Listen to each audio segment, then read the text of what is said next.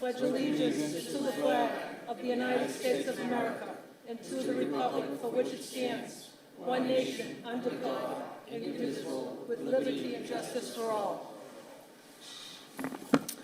Thank you. Roll call of the members. Councilor Cogliandro. Here. Here, Councilor Morabito. Here. Here, Councilor Novoselsky. Here. Here, Councilor Powers. Here. Here, Councilor Rizzo. Here. Here, Councilor Sereno. Here. Here, Councilor Silvestri is absent. Councilor Visconti. Here. Here, Councilor Zambuto. Here. Here, and President Pro Tempore McKenna. Here. Here, quorum is present. Approval of the journal of the regular meeting of May 8th. So move. All in favor? All opposed? So ordered. Accepted. Motion presented by President Pro Tempore McKenna that the City Council award a certificate of commendation to Doreen DiRienzo in recognition of her 50th year of training in the martial arts and her 43rd year of teaching martial arts in the city of Revere.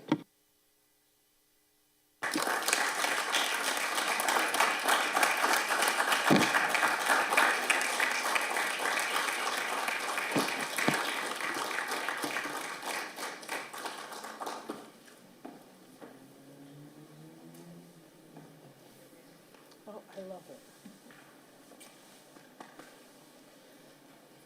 Thank you, Mr. President. So I'd like to say a few words about Doreen. I've known Doreen since the age of 17. We played softball together. She was also my colleague at Revere Public Schools at the Revere High School. Doreen is a 10th degree black belt Grand Master of the American Kempo Karate. She is the first woman to achieve this rank. This is a humorous story about me and Doreen. When I was 40 years old, I decided that I wanted to take karate. So knowing Doreen, she was my instructor. And when it came time to show the class a karate technique, Doreen would ask for volunteers, and I knew what was coming.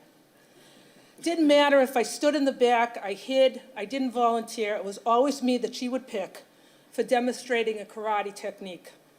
One of my most memorable moments is when she took me by the arm, flipped me over her back, and dropped me on the floor. That was wonderful. I did achieve, was it an orange belt? An orange belt back in the day. Doreen has been a staple in the city all her life. As a single mother, she has raised two boys, one who is on the council and runs the Revere Karate Academy with her. She is literally the strongest woman I know. Tonight, I would like to introduce her son, Councilor Cogliandro, to say a few words about his mother. Thank you.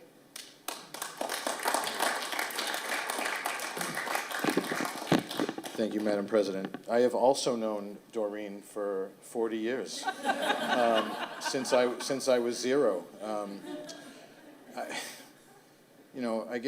I get the opportunity to speak about my mother often, and if I sat here and listed all the positive impacts she's had on me, we would be here all night.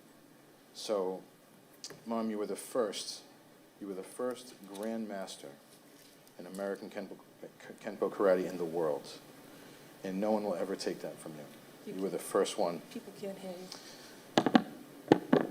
And again, I could say so many things. I could say how much she sacrificed for my brother and I growing up and did it all herself, and look at us now. And we have you to thank for that, and you continue to sacrifice for us.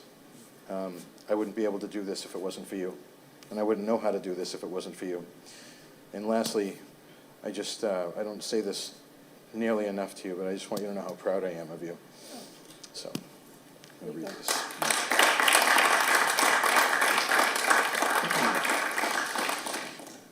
In acknowledgement of your extraordinary commitment and dedication to practicing Kenpo Karate and the martial arts for 50 years, and in recognition of your 43rd anniversary of teaching at Revere Karate Academy, special recognition is hereby accorded to Doreen DiRienzo, signed by the clerk and Madam President Joanne McKenna. Would you like to say something, please? Well, this is quite an honor. I don't know what feels best the honor of being presented it by my son. That's truly special, Anthony. Thank you so much. I've lived in Revere since I was 7, which makes that 60 years. I've been a teacher at Revere Public Schools, had the karate studio for 43 years. I love this city, and you've all been so wonderful to me. Our business has been blessed by the support that the city has shown us. I never once set out to become the first woman in American Kempo to receive a 10th degree. I only signed up for karate so I could stay in shape for basketball that I was playing at Revere High School. Turned out to be an endless summer because here I am.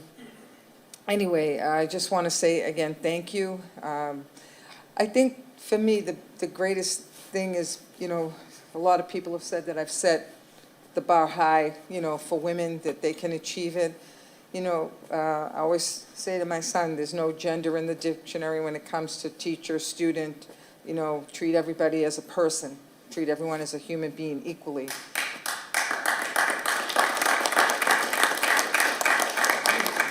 When I was teaching at Revere High School, that was the body of my lesson. I said, it's not about tolerance. It's not about equality. It's about respect. Have respect for a person's right to live their life the way they want and choose the way they want. And if you can follow that simple thing, I think this world would be a whole lot better place.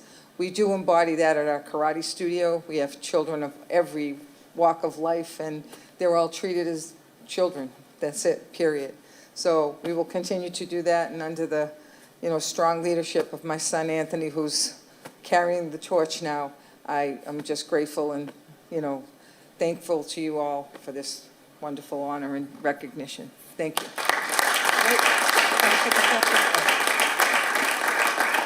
Anthony? Counsel, you want to come in? Come on. Counsel?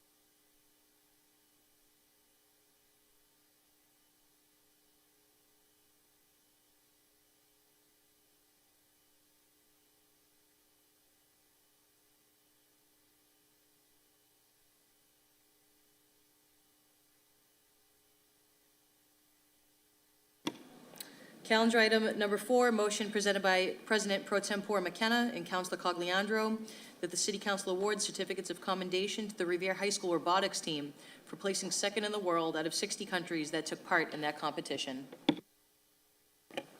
Thank you.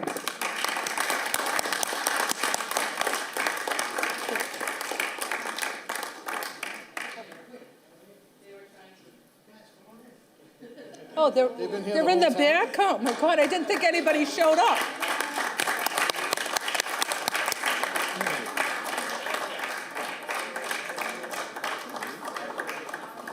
Come on up.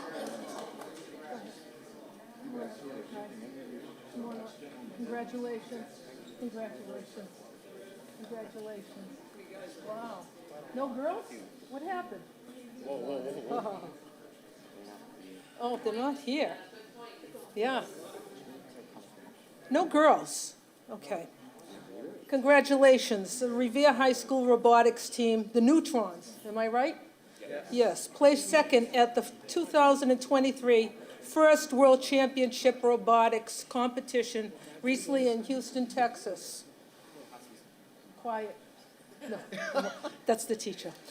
They lost by 1 point to the first place winners. 59 countries competed in this competition from grades K through 12. Tonight, the Revere City Council recognizes 33 students that represent Revere. Congratulations to Team Neutrons.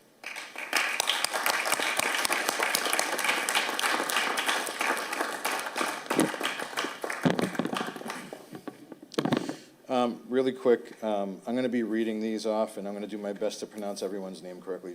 Don't feel shy about correcting me if I say your name wrong, but I just want to say how difficult it is to compete at the international level. I can't say enough about it. I myself have done it. I know how difficult it is. I know how much training and exercise and drilling goes into it. And you guys had a lot of studying, and like I just can't. I can't say enough about it. So I'm gonna try my best to read all these names. All right. So all right. I'm gonna step down here. Okay. So we have in acknowledgement of your extraordinary teamwork, passion, drive. You stood behind me? No one, I couldn't see him behind me. In acknowledgement of your extraordinary teamwork, passion, drive, and focus as a member of the Revere High School robotics team, the Neutrons, by finishing in second place globally out of 974 teams in 59 countries at the 2023 First World Championship in Houston, Texas. Special recognition is hereby accorded to Adalberto Martinez. I'll take that one. He's sick today.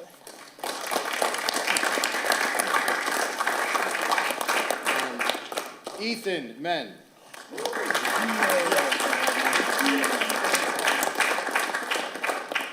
David Kossel Roth.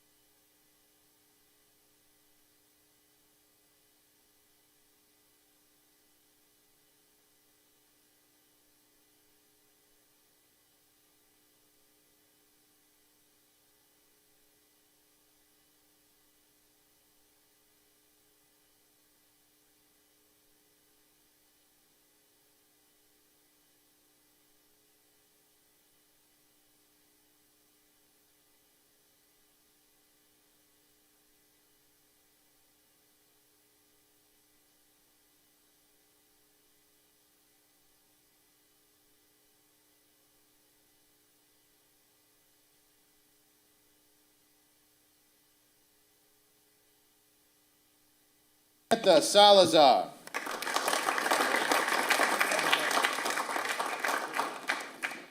Josh Miranda.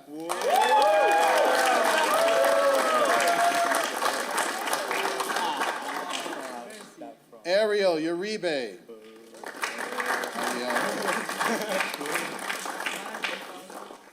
Dwayne.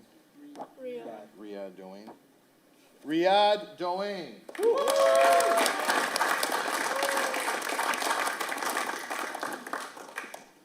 Camilla Salazar.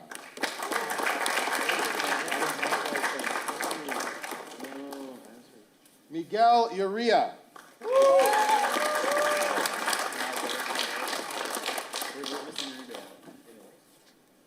Christine Atiyeh. Did I say it right?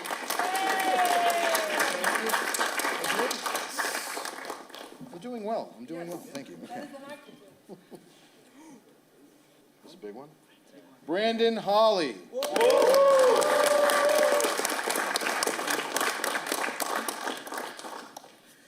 Henry Sick.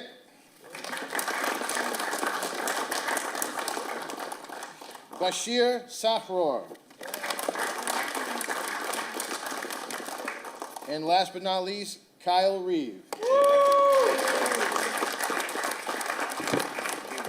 Councilors, will you join us if we can? I know. I think not going to happen. I'm gonna stay right here.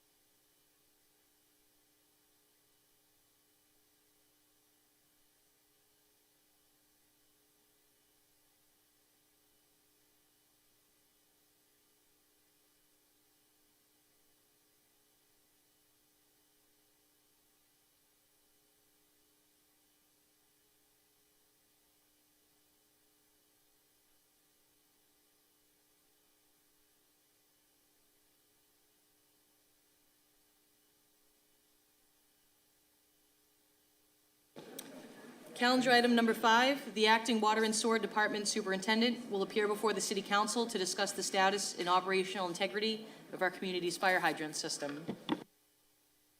Chris, come on up. State your name. Chris Chairman. What's the matter? Just a point of personal privilege I wanted to take Sure. before the meeting, if that's okay? Yes. So, thank you very much, Madam President, for this point. So, and thank you for being here. But I just wanted to make this point that, you know, we submitted a motion, the council unanimously approved a motion to, you know, to talk about the integrity of our hydrants and our water flows. And there was a specific incident that had highlighted a couple of hydrants that was down in the Oak Island area. And I just want to make it perfectly clear, because I talked to a couple of members of the water department who felt as though that was kind of an indication that, you know, we didn't think that the water department was doing their job, and that couldn't be further from the truth. The water department, I've been saying this for a long time, nobody wants to jump in a hole on a December night at -10 degrees when there's a water break. So these guys do amazing work. So it definitely was not a reflection on the water department themselves. It's more, and I would argue that, you know, a lot of the work that we're doing with CDM Smith and the millions and millions of dollars that we're paying them over each and every year and over the course of the last 15 years, they should be identifying a lot of these problems and giving it to the city council, or at least giving it to the mayor, so the mayor can present it to the city council, and then we can address these issues. But I want to make it perfectly clear that I think that those guys down there unilaterally do a great job. I think there's 30 guys down there, and you got a city. How many? The water department, water sewage No, drainage, I'm talking 7. about in general. But the water department itself, yeah, I mean, it's a very small department, tons of, obviously tons of responsibility. So I just want to make that perfectly clear, that the work that is done down there on behalf of the water department is top-notch. So I just want to make that clear, Madam President. Thank you. Thank you. Thank you, Appreciate that. Councilor Rizzo. Chris Chamella? Yeah, so I figured you guys wanted an update on the hydrant and the water system, because it's basically one system. Can you just So, state your address? Your name and 215 address? Rice Ave. Thank you. Okay, so we currently have 875 hydrants. This year, we've inspected 403 of those hydrants, with the remaining 472. We currently have 6 hydrants out of service. This year, we've replaced 29, and we have 21 going out to bid for this fiscal year. That would be 50 hydrants, which is probably unheard of. Chris, can you just talk about why some of these hydrants fail? I know Okay, in, so just to bring up that Oak Island issue, first off, the hydrants all in that area, the one that they was claimed to be broken was 2016 B84B, which is fairly new. There was no issues with the hydrant itself, but if you try to open multiple hydrants on one 6-inch line, you're not gonna get water pressure out of those hydrants. It's just a fact. Unfortunately, that main's still 6-inch. It does need to be upsized. That's a problem we've been working forward with, that Bridge Street crossing going underneath the MBTA. It's 8 permits to get that done. It's been going back and forth. I guess the carrier pipes is what's being addressed now. The issue with the MBTA, addressing what type of pipes we have to sleeve the water mains underneath, so we don't have the same issue with trying to jack a pipe underneath the road. Yeah, I mean, it's not an unheard of issue. This year, we're opening bids for a project that has the same exact issue on Howard, Rand, McLeavy, and Oxford Street. Same issue, you open any of those fire hydrants, and the actual residents on the street lose water pressure. So they're undersized, they're tuberculated. There's a piece of pipe back there. Chris, if you want to grab it, show it to them. This piece over here was pulled out of thank you, bud. is this the one your father carries around all the time with them? I don't know. I don't know if you guys seen it, but it was on Avon Street, and it's not even a garden hose. You can't see through the pipe. So, yeah, if you guys want to see it, it's crazy. That's what's left of the water, right? That's the problem right there. You guys see that? It's nuts. It really is. But, so that's, the issue is these big water main projects and the funding for them. The hydrants are, I think we have the hydrants well under control. Thank you very much. I'm going to open it up to the council. Does anybody have questions? Any questions? Councilor Novoselsky? Thank you, Madam President. Chris, Yep. like Councilor Rizzo said, you guys do a great job. I've been over those holes many, many times and Thank seen you, what's Ira. going on down there. Appreciate it. But you mentioned we have over 800 hydrants in the city, Correct. and you mentioned that we've tested a little over 400. This year. Right. Can you tell us what the program is, or how many you actually do per year, or rotating? Oh, so it's an annual basis. They have to be flushed and inspected annually, each hydrant. And how many would you say a year? Every hydrant, so it's 870, So you- 875. So you do all of them in 1 year, huh? Yeah, we have Wow. to go through the whole. It's a lot of work. I know I've seen Yeah, them it's a outside lot my of work. house. Yeah, I've seen them outside my house. I've seen the color of them sometimes when it comes out. It's not a normal No, I mean, that's water. part of the flushing, yeah, Right, to keep the so quality up. You guys have do a to great flush yearly as job. well. I've seen them. They mark the hydrants. They got the blue color on it, and then they come in and paint them, and just doing a great job, you and your dad and the rest of the team. You know, it's outstanding. Thank you. Appreciate it. Councilor Powers? Thank you, Madam President. Chris, I've had conversations with people regarding this, and 100% agreeable. It's getting the pressure through those 6-inch pipes that are now probably reduced to 3, 2, or even 1-inch Yeah. pipes. And this is not anyone's fault that's down the department, certainly.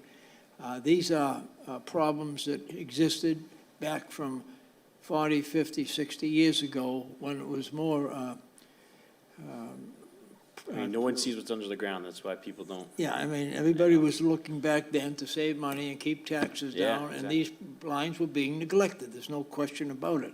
And right now, with your dad down there and the other people working with you, we're making a lot of progress, or you're making a lot of progress in getting these lines correct. In fact, I believe we're doing Oak Island now, we just finished Elton, York, Argyle. Yeah, that was last year, we did Yeah, 15 streets. and- This year, we're Bay aiming to Road hit area, we did the Bay. 25 Yeah, streets. yeah, we did the Bay Road area down there too last year. Yep. And we're repaving them now, so I want to congratulate you on the great job you people are doing down there. Thank you. Thank you. Thank you, Councilor Powers. Any other councilors? Councilor Visconti? Thank you, Madam President. Chris, if you were going to start talking about tuberculation again, your father has I figured he brought drilled it that. through you guys' heads long I'm enough. wondering I if didn't it's have still to the bring it up, same. but- I'm wondering if it's still the same one that he's brought with him. It's funny, and obviously it's a problem. And if it was up to your dad, he'd replace the entire city in exactly, one he would. year. So thank you for the work you guys are doing. I know he's passionate, and the water department's passionate about that infrastructure down below. How long will it take you to get to the next, the other 400 hydrants? Is that something that? Oh, they already started in North Revere. Okay, so great. They got 20 done. What do you think? Okay. Probably about So 12 that won't weeks. that's not going to take that long, which is Nope. great to know, and it probably puts the minds of our residents at ease, knowing that they're being checked on a yearly basis as well. So thanks for all the work you guys do in that department. Not a Thank you, problem. Matt. Thank you, Matt. Councilor. Any other councilors? Okay, thank you, Chris, for coming up. We're going to place this on file. Public hearings, calendar item number 6. Hearing called as ordered on a petition submitted by CRP PR Robinson Venture LLC, Fairfield, Connecticut, requesting a Chapter 148 license from the Revere City Council for above-ground storage of 774 gallons of diesel fuel in a generator and 4,760 gallons of gasoline contained within 238 vehicles to be parked in a parking garage at a residential apartment building at 656 Ocean Avenue. This is a public hearing. We're going to open it up to proponents. Any proponents? We're going to close that side. Any opponents wishing to speak? We're going to close that side. Any city councilors?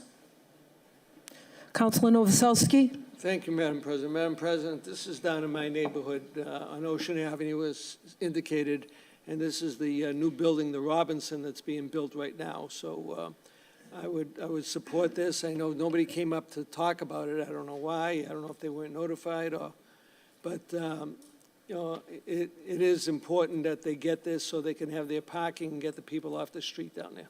Thank you. Any other councilors? Councilor Sereno? Thank you, Madam President. I guess Councilor Novoselsky kind of stole what I was going to say in regards to the petitioner not coming up before us. So I'm a little taken aback that they're asking for this but didn't take the time and show the respect to the city council to make an appearance and just, you know, go over it. So thank you. Thank you, Councilor. Any other councilors? Roll call vote? Shall the City Council approve a Chapter 148 license for 656 Ocean Avenue as requested by the applicant? Councilor Cogliandro? Yes. Yes. Councilor Morbido? Oh, is absent. Councilor Novoselsky? Yes. Yes. Councilor Powers? Yes, Yes. Councilor Rizzo? Yes. Yes. Councilor Sereno? No. No. Councilor Silvestri is absent. Councilor Visconti? Yes. Yes. Councilor Zambudo? Yes. Yes. And President Pro Tempore McKenna? Yes. Yes, the Chapter 148 license has been granted. Calendar item number 7, hearing called as ordered on a petition submitted by National Grid to install approximately 550 feet of underground conduits from an existing manhole on a sidewalk near 120 Linway towards 22 Witten Avenue. join me. That's my walk. This is a public hearing. Proponents? Close that side. Opponents? Oh, you're a pro, Sorry, I'm here on behalf of National Grid. Opponents? No, he's, Proponents? Will you state your name and address, please? Hi, my name is Zach Trainey, 157 Bigelow Street, Brighton. I'm here today on behalf of National Grid. As I'm sure you all are aware, the new development at 22 Witten Ave in Revere is ongoing. And as part of that project, we'd like to upgrade some of our infrastructure in that area.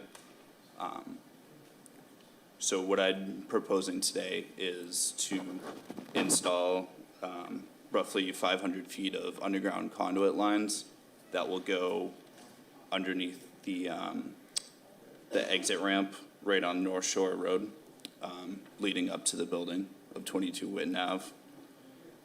And this would allow us to give that building enough capacity to energize them. As it stands now, there's not enough capacity on the lines, so part of this project would be installing new underground conduit through a series of existing manholes. I'm not sure if you all have this sketch today that we provided. If not, I can definitely give you my copy.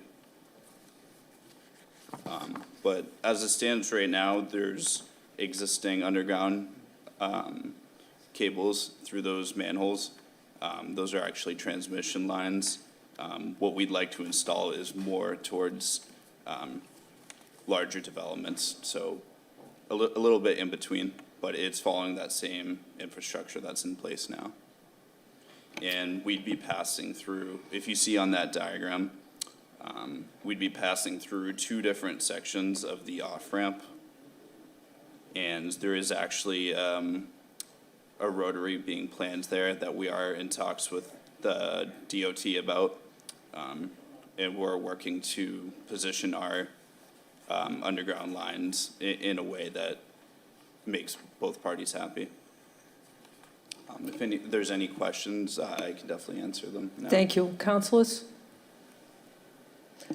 Councilor Powers? Thank you, Madam President.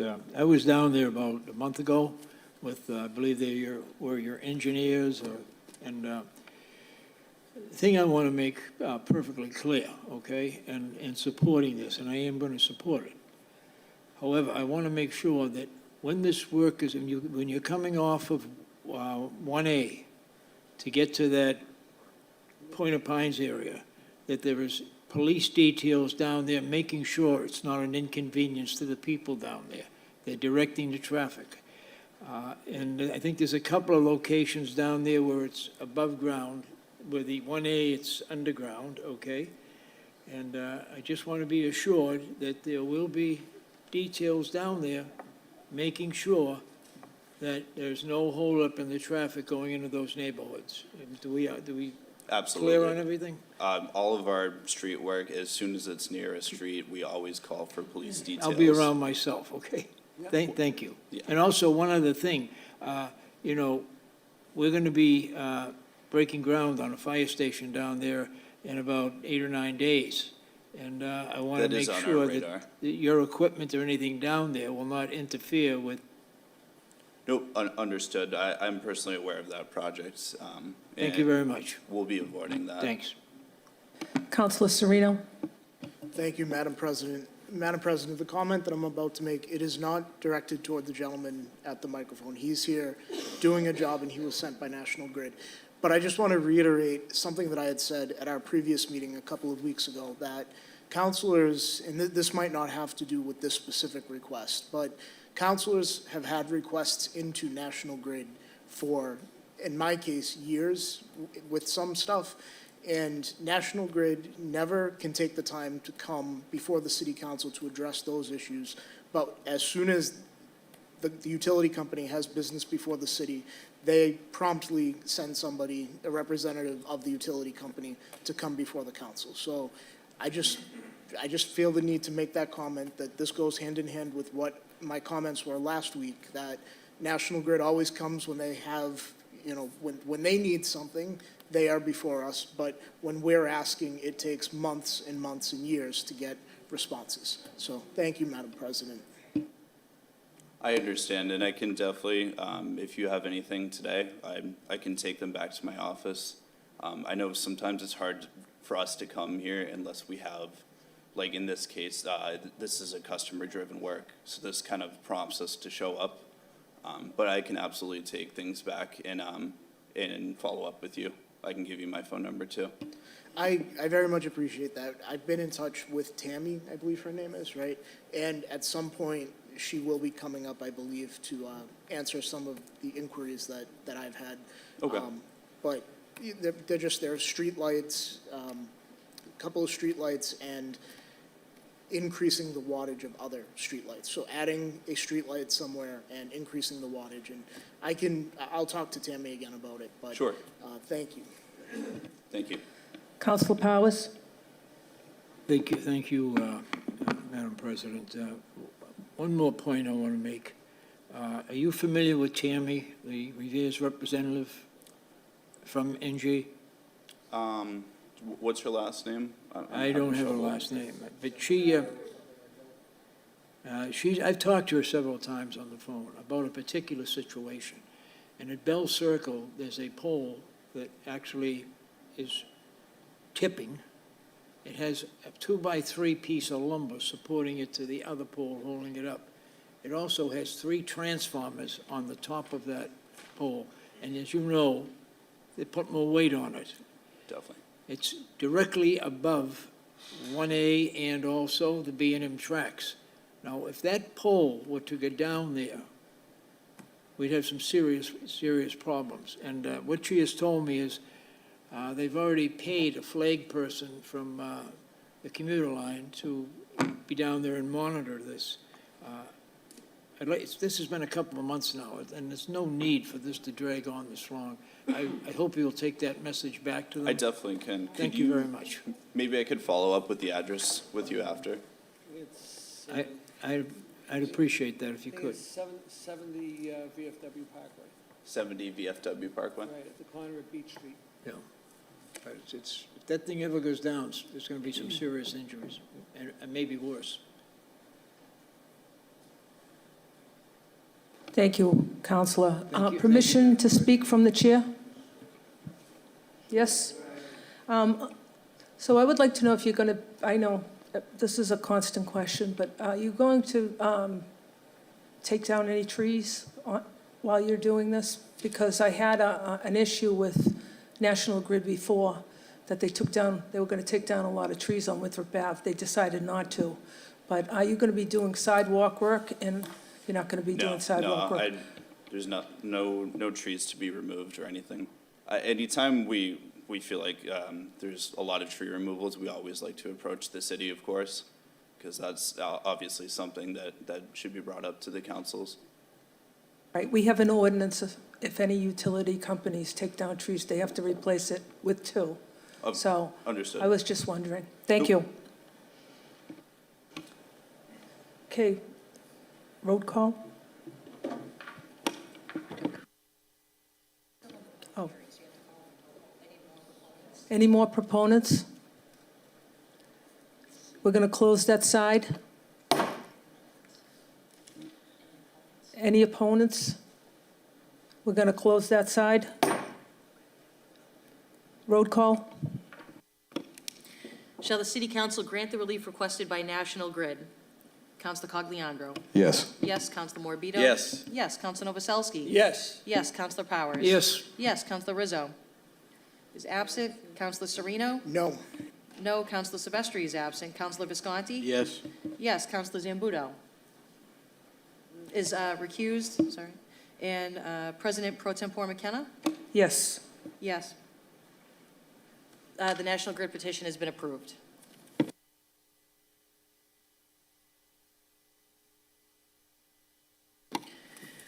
Next up is the Health and Human Services Subcommittee report. The Health and Human Service Subcommittee met on Monday, May 15th. All committee members were present. Julie Newhall, Director of SUDI, addressed the committee and showed a presentation. The study was provided to the city council and is available for public inspection. This matter will now be placed on file. Next up is the Public Safety Subcommittee report.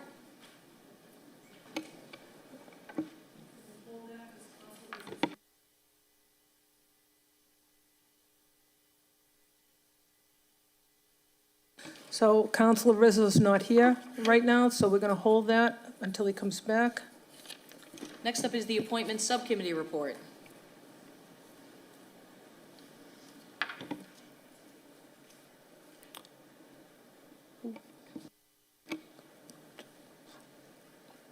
Councilor Cogliandro, I'm sorry. That's okay, Madam President. We had one item on the agenda today, James O'Brien becoming a full member of the Zoning Board of Appeals. It was voted out unanimously favorably to the City Council, and I would ask that we all vote in favor of this tonight. Thank you. Road call vote. Shall the City Council confirm the appointment of James O'Brien to the Zoning Board of Appeals as a full voting member? Councilor Cogliandro? Yes. Yes. Councilor Morbido? Yes. Yes. Councilor Novoselsky? Yes. Yes. Councilor Powers? Yes. Yes. Councilor Rizzo is absent. Councilor Sereno? Yes. Yes. Councilor Silvestri is absent. Councilor Visconti? Yes. Yes. Councilor Zambudo? Yes. Yes. And President Pro Tempore McKenna? Yes. Yes, the appointment has been confirmed. Calendar item number 10, communications. Communication from the city auditor relative to the Mass DEP calendar year 2023 construction project. CFO, Rich Fisgay. Good evening, Council. Thank you. Before you, you have 4 loan orders in total, 3 of which come from the State Revolving Fund for water sewer infrastructure projects, and the 4th one is MWRA I&I infiltration loans that we typically do annually to continue to rehabilitate and improve our water and sewer infrastructure. I'm sure these are going to a public hearing, but happy to answer any questions on regards to these orders in the meantime. Thank you. Thank you. Councilors? No councilors? I have no questions. This is going to a public hearing. Thank you. Thank you.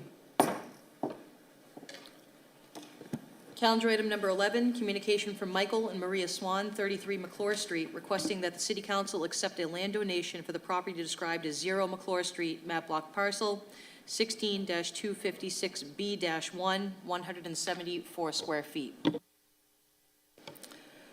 Is Michael or Maria Swan here? Thank you. Just state your name and address, please. Quick question, my current address or the address we just moved from? Your current ad, where you live, yes.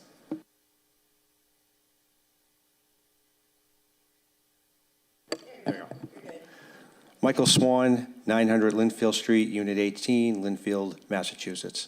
Thank you. You may proceed. Yes, we just recently sold our property in Revere at 33 McClure Street. We've been here most of our lives, and we moved to Linfield. And back in 1989, we were given a piece of land, a very small, undevelopable land from my wife's uncle. He'd actually built Robert Road back in the 70s. And we've been paying taxes on it, not much taxes, taking care of it and stuff for the past 35 years.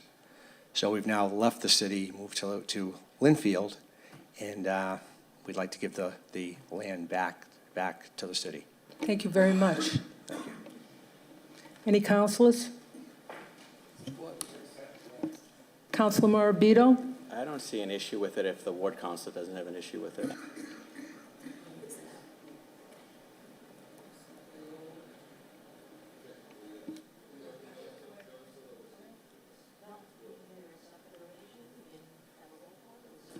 I have no issues. If in fact it is my ward, I have no objection to it. Any other councilors? Move we accept. Move to accept. Thank you very much. Roll call? Oh, sorry. That's all right. Shall the City Council accept a land donation from Michael and Maria Swan for the property described as 0 McClure Street?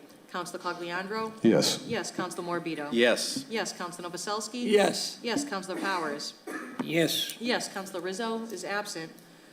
Councilor Sereno? Yes. Yes. Councilor Silvestri is absent. Councilor Visconti? Yes. Yes. Councilor Zambudo? Yes. Yes. And President Pro Tempore McKenna? Yes. Thank you Yes, very The much. donation of land has been accepted. Thank you. Thank you. Thank you very much. Calendar item number 12, motion presented by Councilors Sereno and Visconti that the state delegation, along with a representatives from MassDOT, appear before the City Council to offer a presentation to the City Council and the residents of Revere about the Sumner Tunnel Restoration Project, along with traffic mitigation plans for the City of Revere, including but not limited to the suspension of the bus lane on the Tobin Bridge on Route 1 to allow traffic from the North Shore into Boston to flow during the tunnel closure, as well as any potential exit closures on 1A, as happens in East Boston during the current weekend closures. The Sumner Tunnel is expected to be closed from July 5th to August 31st, and a similar request for MassDOT to update the City Council of the City of Revere, which was made on March 27th, did not reach the appropriate personnel at MassDOT. The intent of this motion is to have MassDOT update the residents of Revere about the project ahead of the July 5th closure. Councilor Sereno. Thank you, Madam President. First, I just want to speak on that second to last sentence of the motion, where it said that this motion was made on March 27th, but it did not reach the appropriate people, the appropriate personnel at MassDOT. So I, with Councilor Visconti, had decided to refile this motion because the tunnel closures will begin in just about a month and a half's time. And with our council schedule, I think there are only like 2 or 3 meetings left before the tunnel closes on July 5th. So I was kind of upset at MassDOT, and I reached out to MassDOT. The original wording of the motion basically called out MassDOT, and I want to just publicly apologize for that, because thank God for our state reps, Rep. Janino and Rep. Turco. They reached out, as soon as they saw the motion, they reached out to MassDOT. MassDOT got in touch with me and said they never received any motion from the City Council from March 27th. So I know that's going to be a separate conversation, but that's a little disturbing. So I reworded the request, which is before us now, but basically, I just want to have MassDOT and Councilor Visconti as well, MassDOT come before the council, and basically like they did with the bike lanes on Bennington Street, that presentation they made to us last year, I would like to have MassDOT give a presentation to the public and for the edification of the residents of Revere as to what this tunnel closure is going to mean for Revere and traveling from the North Shore into Boston. And Councilor Visconti had asked that they suspend the bus lane on the Tobin, and I don't see how, with closing the Sumner Tunnel, I don't see how they cannot suspend the bus lane on the Tobin, because the traffic coming into Revere via Route 1, as it is during rush hour, is awful because of that bus lane. And now, if you close the tunnel, and there's only really 2 or 3 ways to get into the city of Boston from the North Shore, that being the Sumner Tunnel, Route 99 through Chelsea, and, but nobody ever takes that. So mainly, Route 1 is going to bear the brunt, and we're, the city of Revere, as always, we're going to take the brunt of the North Shore's traffic during this time that the tunnel is closed. So I know the East Boston, during the weekend closures right now, MassDOT, the state has decided to close off the exit coming out of the airport going toward, I believe it might be Bennington Street, or as if you're going to Winthrop, but they do have closures there, so it's protecting the people of East Boston. But right now, during weekend closures, the traffic is just flowing right into Revere from 1A. So I'm hoping MassDOT can kind of come give us a presentation and basically tell us what they're going to do for the people of Revere, because as always, like I said, we always get screwed when it comes to these types of traffic projects. Chelsea, East Boston, those municipalities get taken care of. But we need to make sure that our people and our our residents in Revere are being taken care of. So that is what this motion is intended to do. Thank you, Madam President. Great point. Counselor, thank you. Counselor Visconti? Thank you, Madam President. You know, the motion was put in on the 27th to try to get ahead of it. And it's unfortunate that it just fell by the wayside and nothing was done by the administration.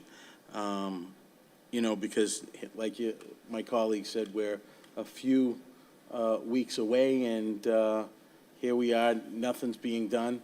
And our motion has gone nowhere, unfortunately. So this is for the residents of Revere. And thank you to Rep. Turco and Janino for following up and trying to get some kind of resolution and what's going to happen for the city. But thank you. And Councilor Serena said it best, so I don't think we need to repeat ourselves with that. But thank you. Counselor Novoselsky?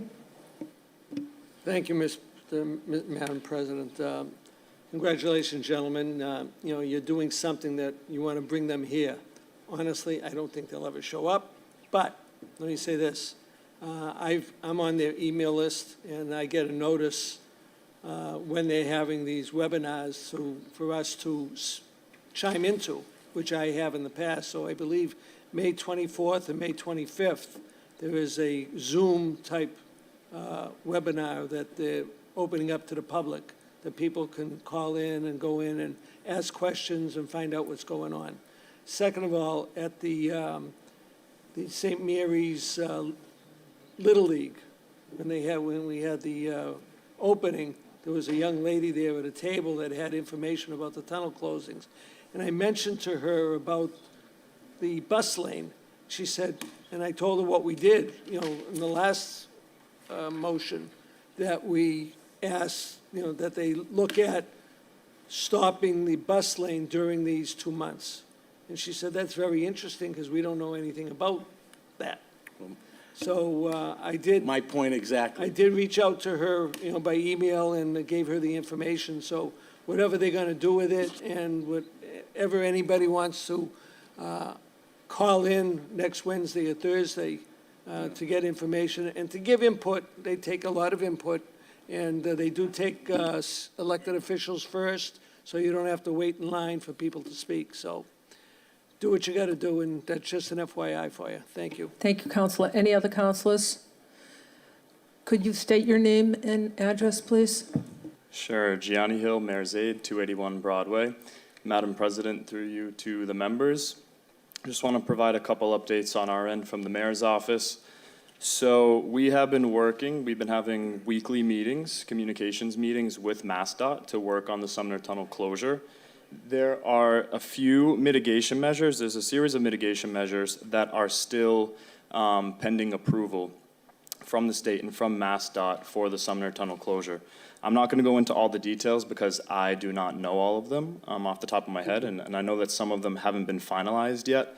But looking at reduction in zone fares for certain commuter rail services, parking, ferry services, the list goes on and on. So there are lots of mitigation measures that are currently being worked on.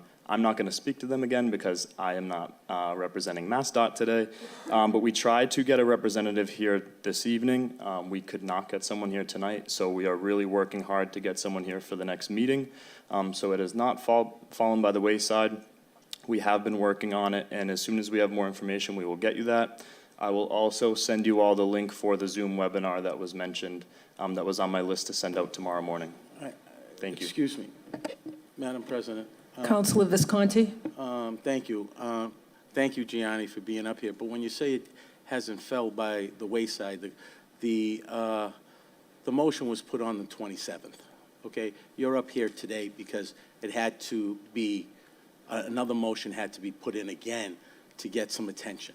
So in essence, while there was some mitigation stuff being done, the actual motion hasn't been addressed yet.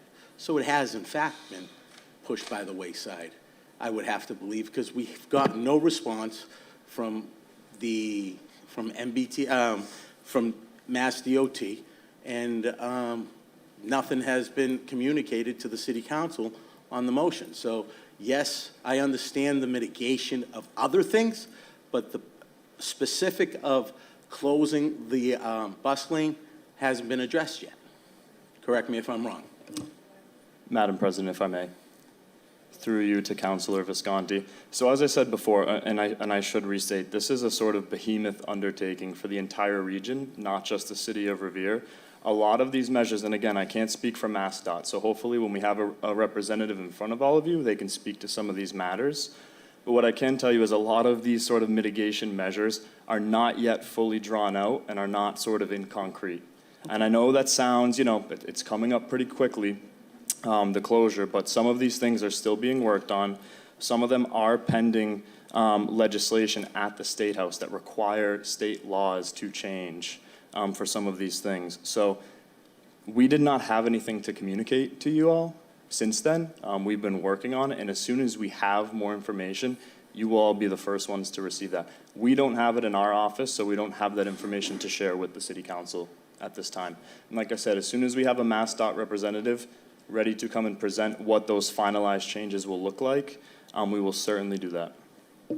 Great. Thank you. And I just hope that it's done prior to it actually gets started rather than while it's in play. Thank you. Thank you, Mr. Hill. Councilor Sereno? Mr. Hill, Madam President, through you, Mr. Hill, could you come back to the, sorry.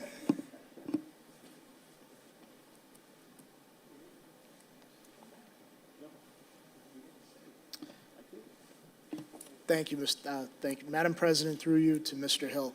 When you had mentioned mitigation, I know you really didn't mention the bus lane closure, but you had alluded to, zone fare reductions for commuter rail, and that's precisely my point. We don't have a commuter rail station in Revere. That's going to benefit, if anything, the people up in Salem, Marblehead, Swampscott, Lynn coming through, through Revere, which I understand will help, help traffic through Route 1 and whatnot. But may I ask who you sent the March 27th motion to? Because is it perhaps that you didn't have I don't want to say a correct contact, but when I raised this with the state delegation, the reps had never, they didn't realize this wasn't on their radar, the motion of the 27th. They weren't, how do I put this, through their contacts, they weren't notified, but neither were the MassDOT contacts. So I was just wondering where that March 27th motion went. Madam President, if I may, through you to Councilor Sereno. So yes, as I mentioned before, so our communications associate, Jackie McLaughlin, sits on a weekly communications meeting with the Sumner Tunnel Closure Group through MassDOT, and she notified that group of the council order for that motion in particular. So we did not submit something in writing, but it was discussed in a meeting, and they are aware of it. And with those folks, she's working to bring someone here to present to all of you. Thank you, Councilor. Thank you, Madam President. One final comment, if I might just say this publicly, that, as we talk about, because obviously the bus lane on the Tobin is a big piece of this because of the traffic that backs up. And MassDOT, we are always told at the city level, when Councilor Powers, when people ask for the lights at, Revere Street and North Shore Road to be reconfigured, the state's answer is always, we want state roadways to be able to move freely. So their priority, they would always say, is traffic flowing on state roadways.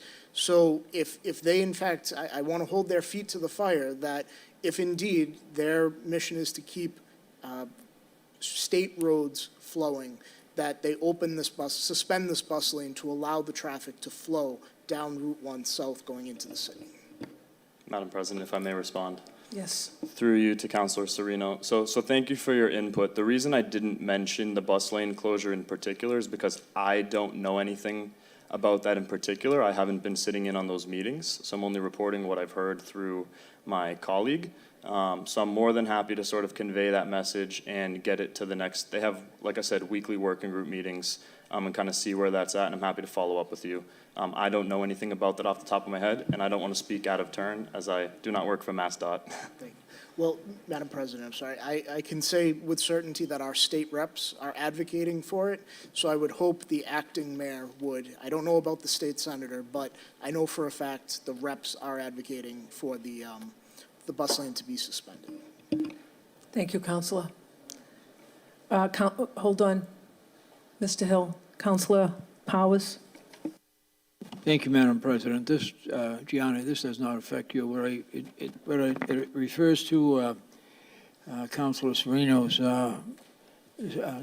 motion. What I'm going to do at the next meeting, on the 5th of June, I'm going to ask that Mass DOT supply a 24-hour hotline number where somebody from Revere Police Department can reach them in the event of an accident, a light going out. In this case here, the light at Revere Street, the left-hand signal going north to Oak Island Point of Pines was out. We got it fixed, and then it was out again, and it was a great, and not only an inconvenience, but a danger to people taking that turn there. Thank you. Thank you, Counselor.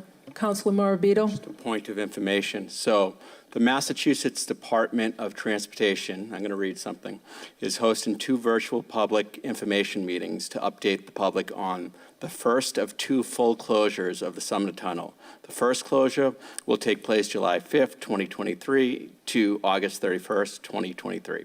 Second closure will take place next summer from July 24th to August 24th. These extended closures will have major impacts on regional traffic, abutters, travelers, businesses, and Logan Airport. And the following meetings will be held Wednesday, May 24th at 6 p.m. from 6 to 7:30 p.m. Thursday, May 25th from 6 to 7:30 p.m. And you can go to www.mass.gov/Sumner Tunnel/events. Thank you, Counselor, for the information. Any other counselors? All in favor? All opposed? So ordered. Councilor Zambudo is recorded as recused from discussion on that motion. Calendar item number 13, motion presented by President Pro Tempore McKenna and Councilor Silvestri that the acting mayor be requested to make arrangements to repair and repurpose the mobile city hall van to be utilized by SUDI for outreach services and transportation for those experiencing homelessness in the city of Revere. Permission to speak? Thank you. Councilor Silvestri and I have put this in because we have a van that's sitting out in the parking lot with broken brakes, and it's doing nothing. The city of Chelsea has a van that aids homeless people. There was a situation about a year and a half ago where we had an encampment with 8 people, and there was a baby bassinet there. We had the Revere Police go down, but we also needed aid for these people. So I called, at the time, Town Manager Tom Ambrosino, and he deployed a van to go and help these people, and they offer a lot of services. We don't have that. So I'm asking that we fix the brakes on this van, and we utilize it for the SUDI department. Thank you. Councilor Novoselsky? Just a point of inquiry. I know we've had the van for a while. It was a used van when we first got it. How much money are we talking that we want to invest in this thing? Is it worth it? I don't know if Mr. Viscay knows anything about it, but I want to make sure that it's worth putting money into it and not just that they're going to find something else wrong with it. It's not that I'm against it. I just want to make sure that it's safe. Council, I do not know how much work that van needs, but I can certainly have some inquiries on that and find out for you. I'm not sure if it's brakes alone that has that off-road, but I can certainly find out for you. Thank you. Any other councilors? Okay, we're going to place this on file? No? All in favor? What? All in favor, all opposed, so ordered. Sorry. Counselor Rizzo has returned to the chambers. Up next is the Public Safety Subcommittee report. Counselor Rizzo. Thank you very much, Madam President. This evening, we were able to meet with the superintendent of schools along with members of our police department, specifically our SROs, Sergeant Antonicola, who heads up the SROs here in Revere, and we were able to ask a lot of questions that were of concern to us, and some questions were answered. I think some others were, at least for me anyway, maybe answered, but not fully, not to the extent that I would have liked to have seen. So, but for the purposes of the meeting, there's no further business. They did appear. Members of the council had their opportunity to ask their questions, and as far as I'm concerned, we can place this on file. Placed on file. Calendar item number 14, motion presented by Councilor Cogliandro that the acting mayor direct the DPW to remove the trees in the backyard of 37 High Street. The trees are on the Lincoln School property, but the job is too big for the school department to handle. I've been trying to have them removed since the fall of '22. Counselor Cogliandro. Thank you, Madam President. Just an update to this. I had an opportunity to speak with Mr. Argenzio from the DPW. The job is slated to be done. We're just waiting for a crane. So we actually have to use a crane to lift the tree up and over the house because it's that big and needs to be removed. So as far as I know, it's all being taken care of, and I'd like to place this on file if possible. Thank you. Placed on file. Calendar item number 15, motion presented by Councilor Cogliandro that the acting mayor provide an update on Council Order 22-288 in regards to the biennial Columbus Day Parade. We have not received any information if the city will move forward with continuing the parade. The original motion was filed on October 17th of '22. Counselor Cogliandro. Speaks for itself.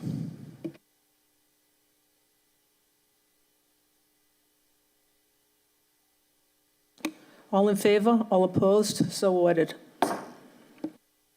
Calendar item number 16, motion presented by Councilor Cogliandro that the acting mayor provide an update on Council Order 22-332 in regards to providing a list and/or timeline of upcoming water main repairs, street pavings, and sidewalk repairs for '23.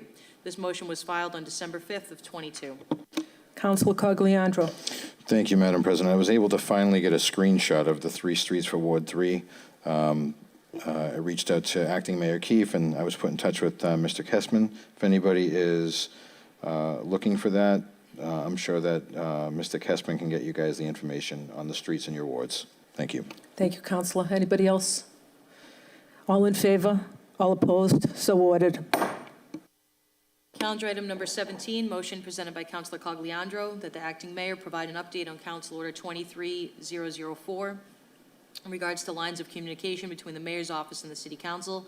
The city council is not receiving communications in regards to any motions that have been filed. This motion was filed on January 9th of '23.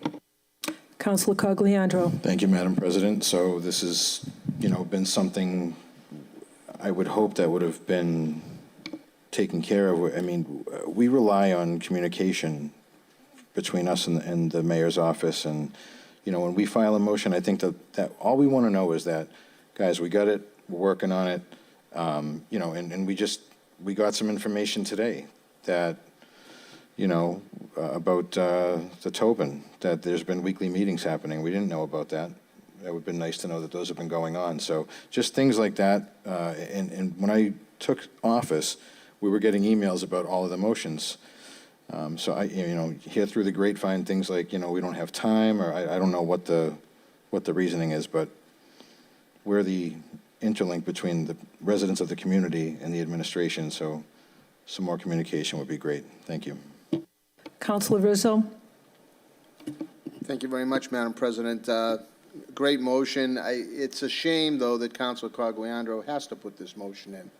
This is a common, for as long as I've been on the city council, and certainly during the years that I was mayor, we always made sure that there was communication between the city council and the administration. You know, the city council puts in motions, it comes to the mayor's office, the mayor signs it or doesn't sign it, and then a letter should go back to the councilor who submitted the motion, letting them know that it was being addressed. So we had some sort of a, you know, kind of a roadmap as to what was going on, because we got to ultimately respond to people. Oftentimes, we put motions in as a result of a question or a comment or a concern of a resident, and so it's us left trying to explain to the resident what's going on, and if you don't have any communication or any dialogue from the administration, it makes it impossible, obviously. So I think it's an excellent motion. As I say, it shouldn't even have to be submitted. So hopefully this is going to change, and you know, I certainly would like to see it change soon. Thank you. Thank you, Counselor. Anybody else? State your name and address, please. Gianni Hill, Mayor's Aide, 281 Broadway. Madam President, through you to the council. I just want to speak a little bit on this. I was here back at a previous meeting discussing communications between the mayor's office and the city council. And of course, this is something we always want to have better communication. As I stated before, we have an open door policy in the mayor's office. Send me a text, give me a call, send me an email. I will get back to you. I will give you an update on whatever your inquiry might be. I can say that at the last city council meeting in particular, that I appeared before all of you and responded to 6 of the motions that were on the agenda and provided updates for you all. That was definitely more than half of the motions that were on the agenda that evening. So I find it a bit disheartening to see that it says that any of the motions that have been filed, that none of them were responded to. I don't believe that to be true. However, if there are any that have slipped through the cracks, you know, under the leadership of Acting Mayor Keefe, we are certainly working to streamline methods of communication, and in one such way that Acting Mayor Keefe has done so, he has established standing meetings with Madam Clerk on a either weekly or bi-weekly basis. I don't remember off the top of my head, but the goal there is to really go over sort of pending city council matters, council orders, and things of that nature. So our plan moving forward, and I believe that Acting Mayor Keefe did discuss this with both Madam Clerk and Madam President McKenna, is that the intention here is really to funnel all of the motions through Madam Clerk, who can then distribute that information to the council as you sort of inquire, or as it may come up. So that is the plan moving forward, to really streamline communication instead of trying to chase, well, who was the maker of the motion, and sort of where does it need to go. So that's the direction we're planning to head in terms of communication. If you all have feedback or suggestions, please feel free to reach out. I know that, and I don't want to sit here and point fingers, but I have reached out to several councilors wanting to provide them updates on certain matters, and have offered to meet several times. And where's my phone? It's on the seat. I have the texts, I have the emails, I have reached out. And if you want to meet, please take me up on that offer. I'm more than happy to sit down with all of you. Thank you. Councilor Visconti? Thank you, Madam President. I guess that's where the disconnect is. We as city councilors shouldn't have to reach out to you. You should reach out to us in terms of that, okay? And I think that's the disconnect. We're putting in the motion, it's going through your office, okay? You should notify us where it stands, not us notify you, okay? And that's, I think, the disconnect that nobody's understanding. So while that's great, that it's easier, and to be honest with you, that this streamlining process puts more work on Madam Clerk, to be honest with you, which I'm not sure I'm too in favor of, but because of her workload already. Nonetheless, you know, it's the mayor's office responsibility to see where those motions are in the pipeline and what's happening. I have quite a few other motions that I don't even know where they are, okay? And I've gotten no calls from you. So when you say that we should be reaching out to you, I think that's the other way around. That's all. Thank you. Thank you, Councilor. Councilor Rizzo? I think Councilor Visconti kind of took the words out. I respect your work, Gianni, and I know you're juggling chainsaws down there in the office, and you've got a lot going on. But when we submit a motion, I mean, this is just, I'm speaking from somebody who first served here in 2000, so 23, 24 years ago. It has always been, we submit a motion and we get some correspondence back. Like, it's not like, well, if you could call me if you want to know where it's at. I couldn't even imagine during my years as mayor saying that to one of the incumbent city councilors. Well, yeah, look, if you want to know, just call me. Like, that doesn't, I don't know, that just doesn't resonate with me. It doesn't resonate with Councilor Visconti. I don't know if it resonates with any other members of the council. It's just never been done that way. And this isn't a slap at anybody. This is just, we want communication. It's not, this isn't a, we're not cross-examining each other. This isn't a, like, this is just a simple process. We submit a motion, it goes to the mayor's office. We should get, I mean, I would sit down every single Tuesday after Monday night council meeting. We go through the motions and draft our responses. It takes an hour. It takes an hour. That's all. Get it back to the councilors so they know. They have a paper trail. They're able, or even an email trail. That's all. I don't think this is a contentious issue. This is just asking for information, and so I'd like to see that change. I mean, if your office can make that happen now, great. If it takes the next administration to make that happen, then that'll happen. But, I just think that there should be a different process. And that's why I concur wholeheartedly with Councilor Cogliandro's motion. Thank you, Gianni. Appreciate it. Thank you, Madam Councilor. Councilor Cogliandro? Thank you, Madam President. So since you brought this up, you have screenshots of a text message to me telling me to come to the office and you'll show me the streets that are to be paved, correct? Okay. So what you're saying is I text Acting Mayor Keefe and within minutes had a screenshot sent to me. Why do I have to go to your office to look at a screen that you're ultimately going to take a screenshot of and send to me? So if we're gonna play games up here, let's play. That's it. I don't understand why I need to go see you to just get what am I going to take a picture of your screen? So Thank you, Councilor. three streets. That's all it was on the list. Madam President, if I may, through you to Councilor Cogliandro, and my comments were not directed at you in particular, and I'm not here to go back and forth with particular councilors, just to state that, in the case of streets and sidewalks in particular, I'm not sure what screenshot you received. I haven't seen it, but the program that I received from our infrastructure team is a piece of paper that's about this long, this wide, right? So I didn't have a great way to really send it off. And this was back in December, I believe, when all of this was preliminary. And none of it was sort of cemented in place. So we really wanted to sit down and get your feedback in particular and see sort of what changes you wanted to be made before this was sort of put out into the public. Because streets and sidewalks, let's face it, especially for you ward councilors, before me tonight, are a really contentious issue. So when you go out and say, we have plans to resurface Yeaman Street or Broadway or Winthrop Ave or whatever it might be, and you put that out in the public, and you have residents calling, well, I saw at a city council meeting that you put out all of these streets saying you were going to pave them, and here was the money that you were going to use to do that. It really is misleading. It tends to create more confusion and more controversy than it tends to be helpful.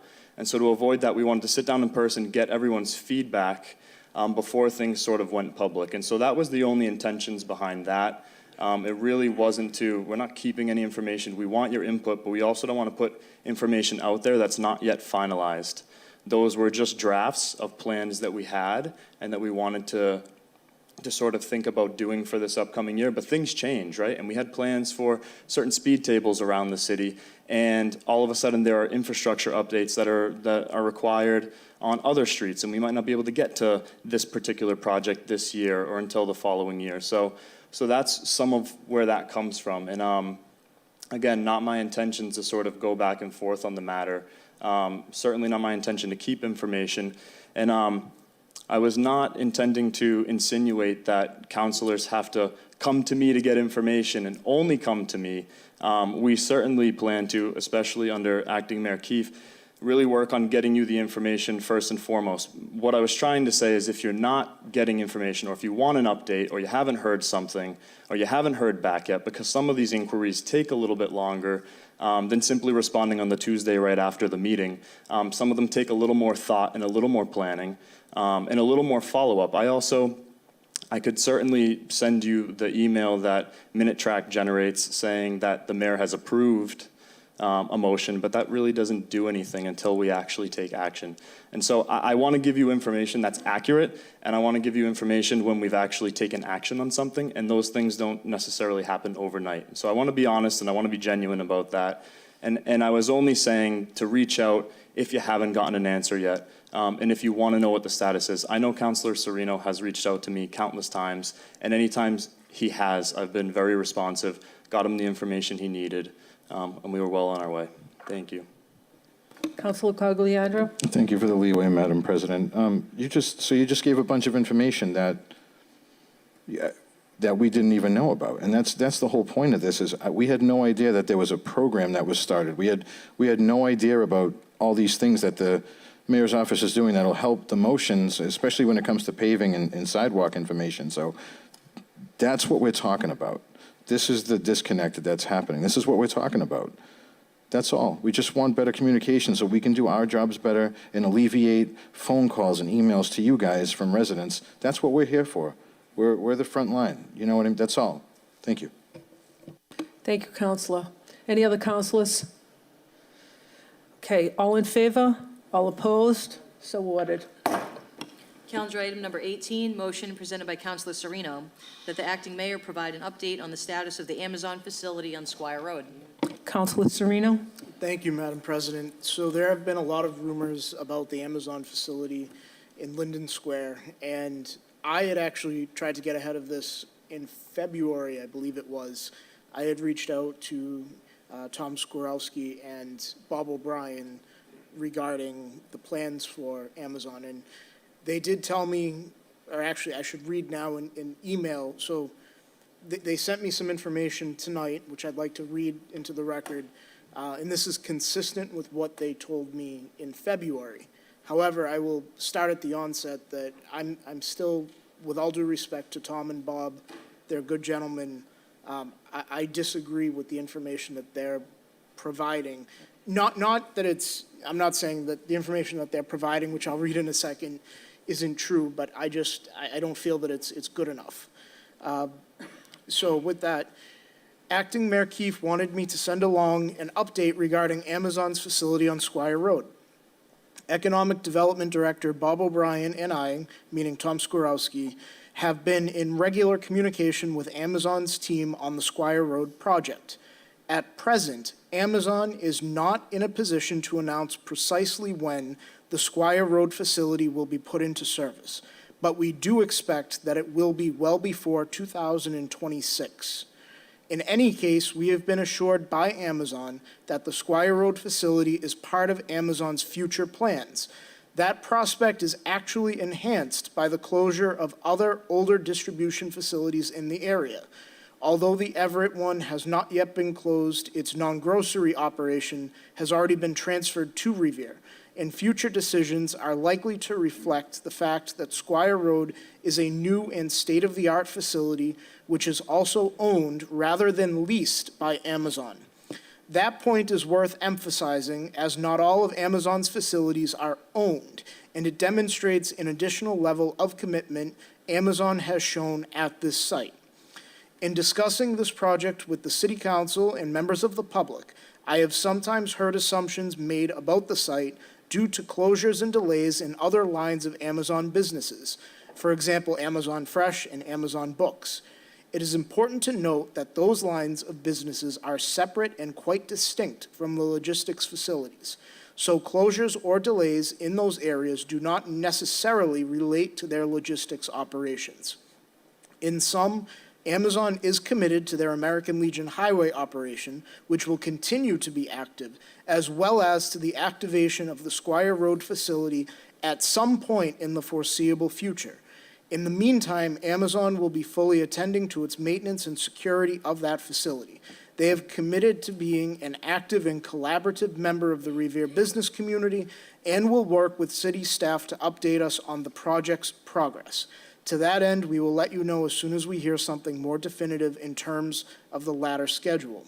Any questions, please don't hesitate to reach out, Tom Skoreski.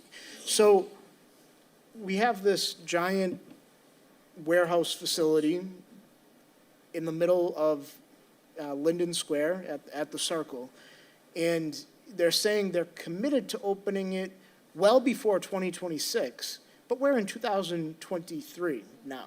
So I just find it unacceptable that that's going to sit vacant for 2 years.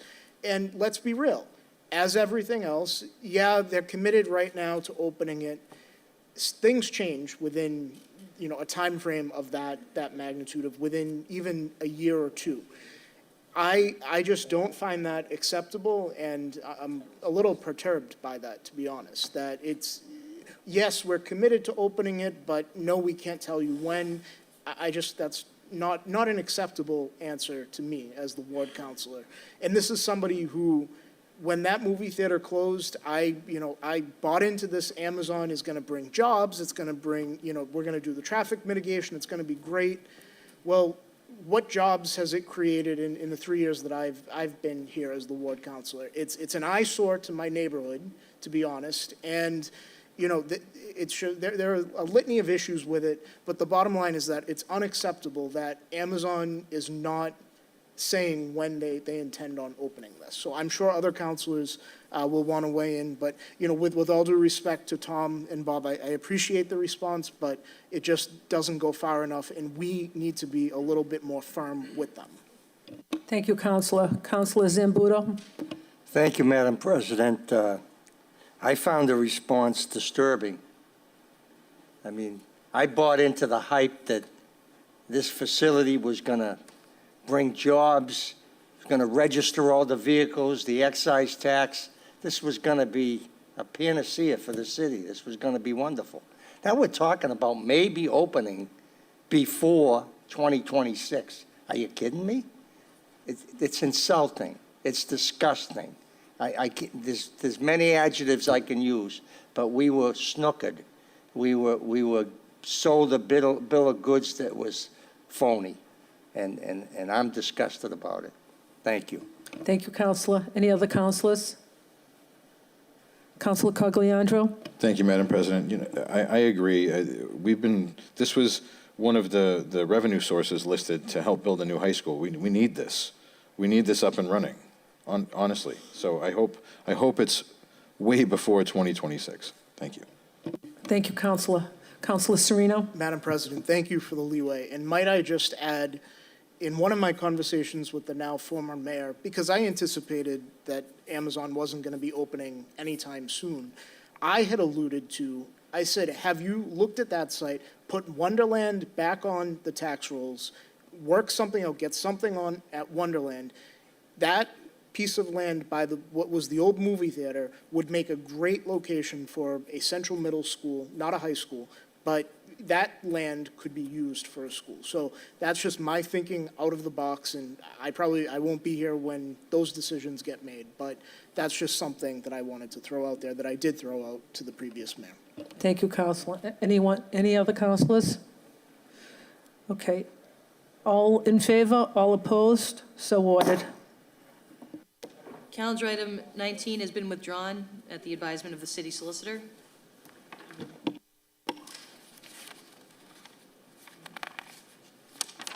Calendar item number 20, motion presented by Councilor Powers that the acting mayor request the fire department, municipal inspections, and/or 311 to disseminate information to the general public relative to rules concerning outdoor fire pits. Councilor Powers? Thank you, Madam President. Right now, there is a rule at the fire department where there's no outdoor burning, okay? Cities and towns surrounding us do have outdoor fire pits. I think the problem here is we need to regulate what people are burning. They can't be burning trash. They can't be, just leaves and stuff like that. If you're going to have an outdoor pit, it should be done in compliance with their rules and what material can be burned in that. And I'd like to have them come up and explain that to us. Thank you. Thank you, Counselor. Any other counselors?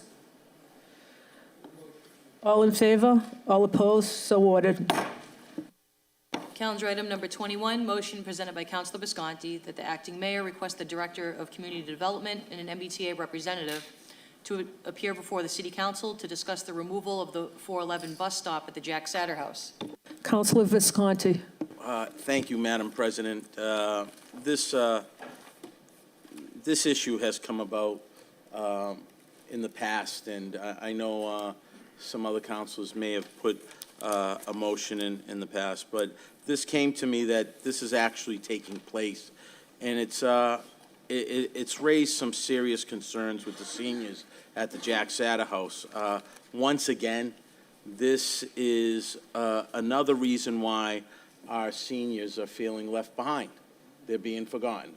And I want to know what our Office of Planning and Community Development is doing to have the change halted. Okay, you look at this goals of the redesign network, okay, and the paperwork that I received. One of the first goals says equity, and the reason for these changes, it says the equity first, prioritizing the needs of those who depend on buses and need frequent, reliable service. That is their first goal. Where does the seniors fit in that first goal? And that's the problem I have. The removal of this bus will force seniors from the Satter House to walk 2 blocks down and cross a major highway to get to the bus stop.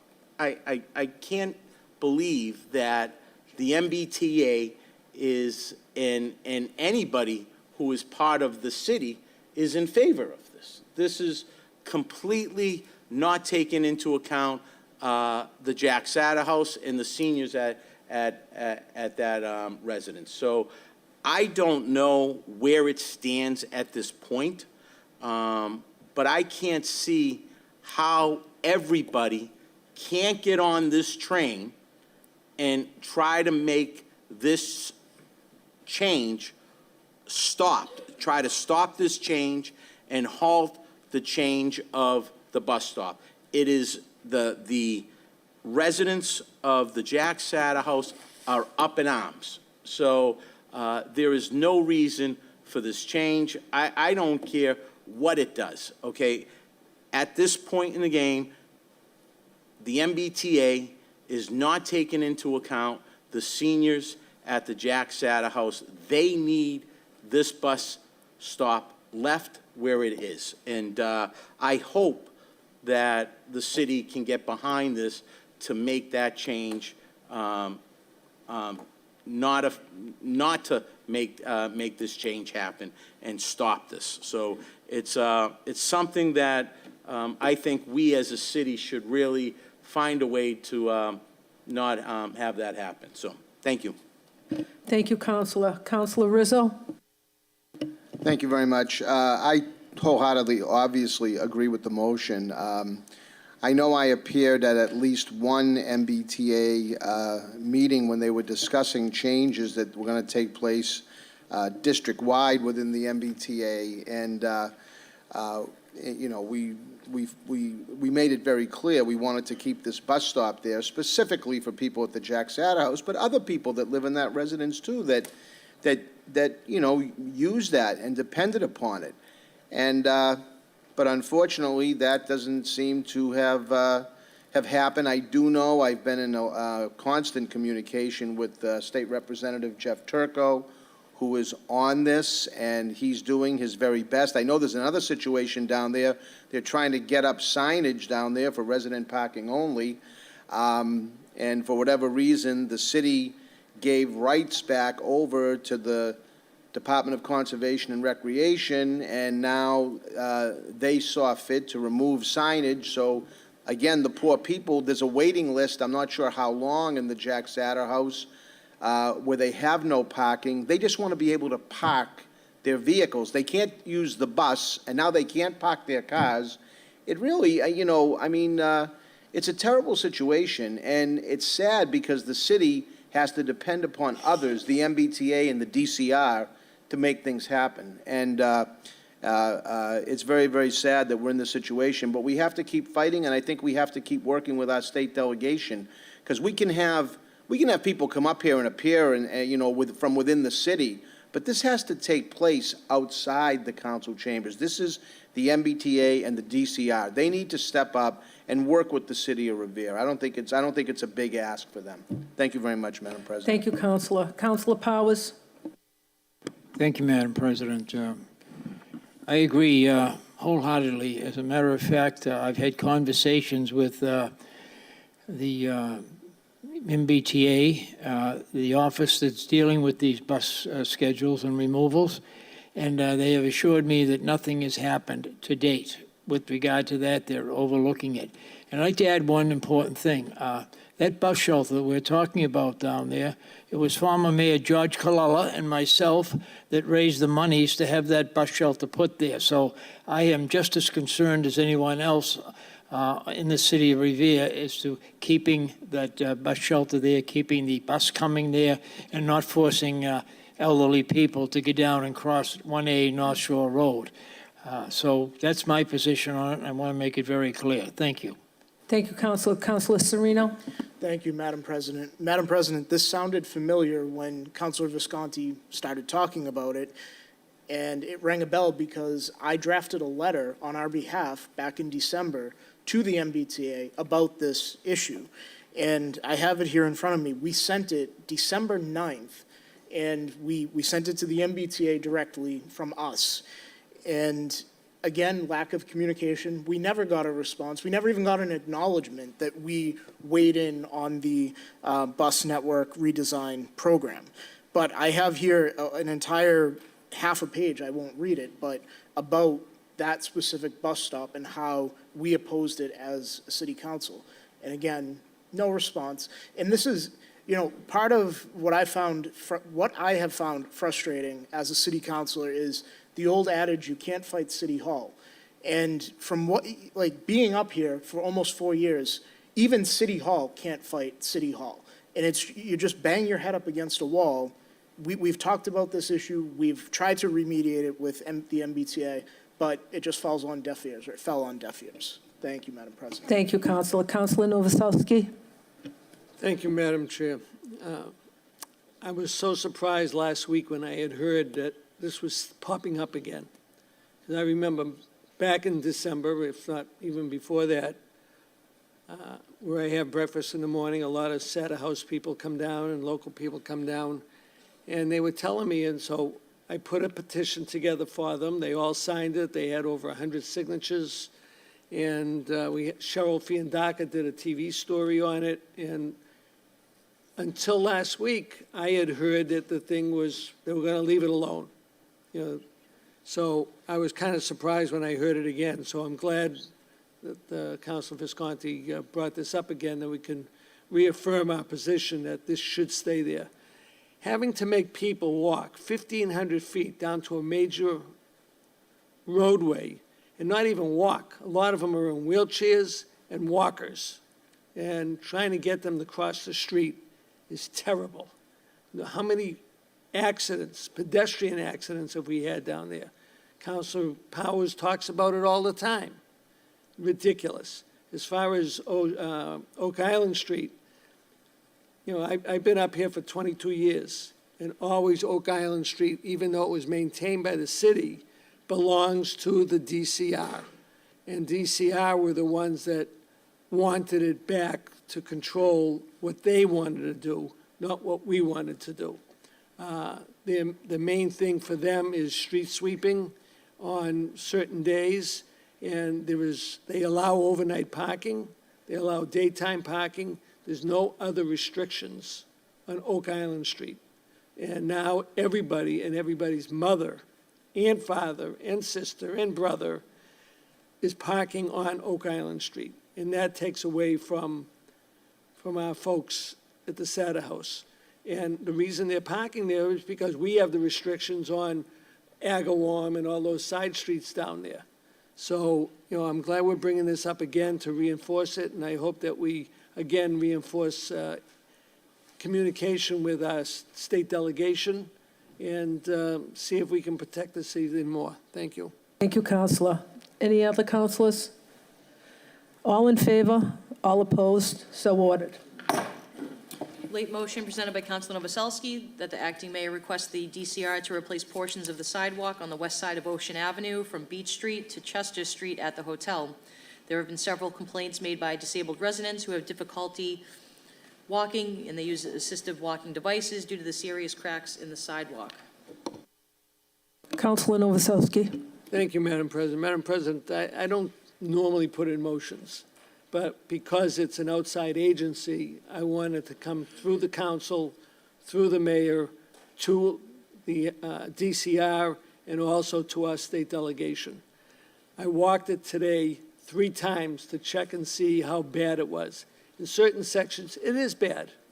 And using a walker, people, the spaces on the sidewalk and the hot top are almost 2 inches wide.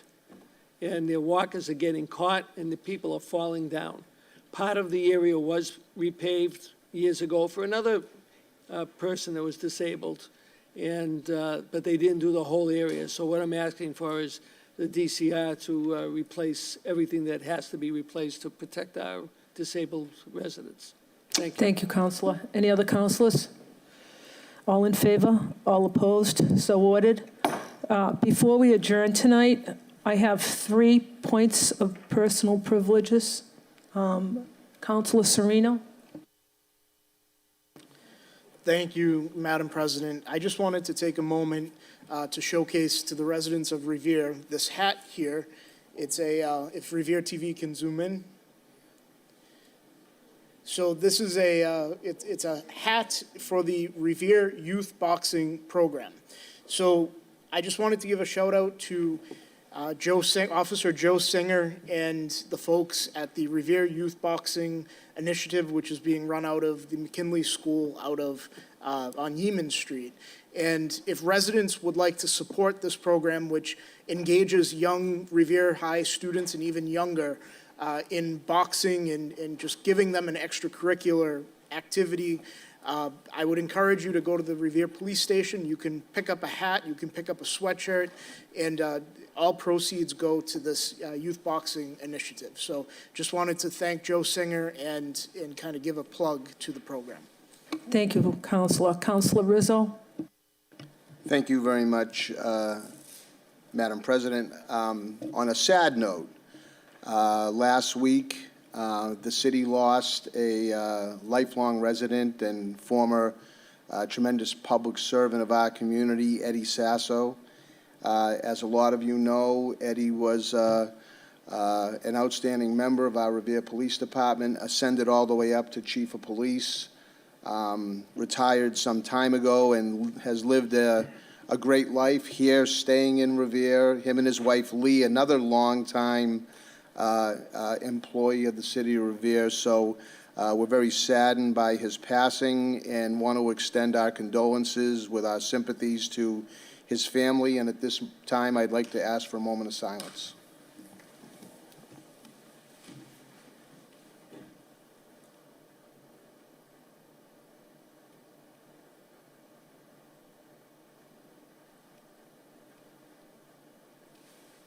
Thank you. Thank you, Counselor. Counselor Novoselsky. Thank you, Madam President. It's a great point of information I have, and I think the public will be happy to hear this.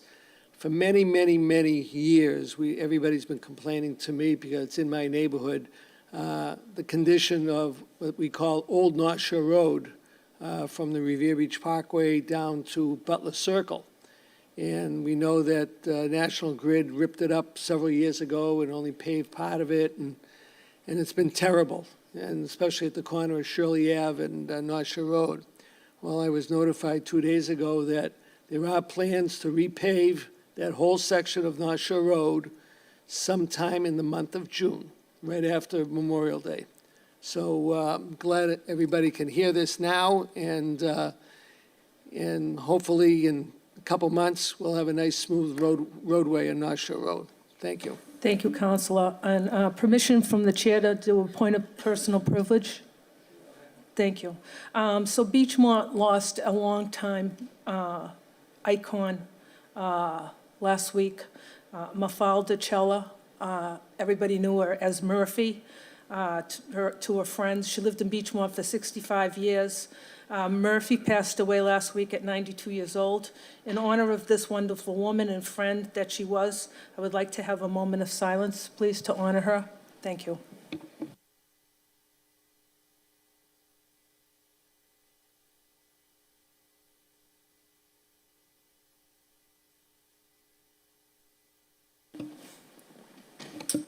Thank you for your public participation in tonight's meeting. Memorial Day is next Monday, May 29th, to all the Revere residents. Please take this day to remember and give thanks to the brave men and women who have made the ultimate sacrifice for the freedoms that we enjoy every day. This meeting of the Revere City Council now stands adjourned until Monday, June 5th. Thank you very much.